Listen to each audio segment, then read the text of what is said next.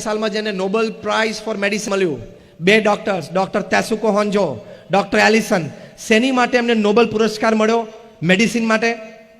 એમણે રિસર્ચ કરી, કેન્સરની નાબૂદી માટેની રિસર્ચ. કેન્સર થાય તો કીમોથેરાપી થાય, પછી સર્જરી આવે. આ લોકોએ એવું સાબિત કર્યું કે જ્યારે તમે નિર્જળા ઉપવાસ કરો છો, એટલે કે પાણીનું ટીપું પણ લેતા નથી, એવા 20 કલાક તમે ગાળો, તમારા શરીર અત્યંત ભૂખ્યું થયું હોય, 3 ટંક જમવાનું તમે છોડ્યું હોય, એટલે કે તમે વ્રતમાં છો કે તમે ઉપવાસમાં છો, એ વખતે તમારું બોડી છે એ મેલેશિયસ મેલિગ્નન્ટ સેલ્સ ખાય છે. એટલે કે જે કેન્સરની કોષો છે ને એને આ શરીર ખાઈ જાય છે.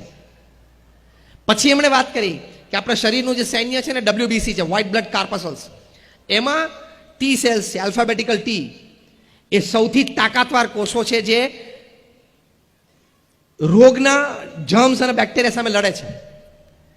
એમણે કહ્યું કે એક ટી સેલમાં તાકાત છે 1,000 કેન્સર સેલને મારી નાખવા માટેની. પણ આપણી ખાવા પીવાની ખોટી આદતો, બર્ગર ને પીઝા ને ફાસ્ટ ફૂડ ને કોલ્ડ ડ્રિંક, એણે આ ટી સેલનો પાવર દાબી દીધો છે. આપણા ઉઠવા બેસવાની ખોટા સમય અને આદતો, રાત્રે 12-1 વાગ્યા સુધી જાગવાનું, સવારે 9 વાગે ઉઠવાનું, એ ખોટી આદતો, આ બધી આદતોએ આ WBCમાં જે ટી સેલ્સ છે ને એનો પાવર દબાવી દીધો છે. પણ પાછો એ પાવર તમારે જાગૃત કરવો છે, યસ ઓર નો?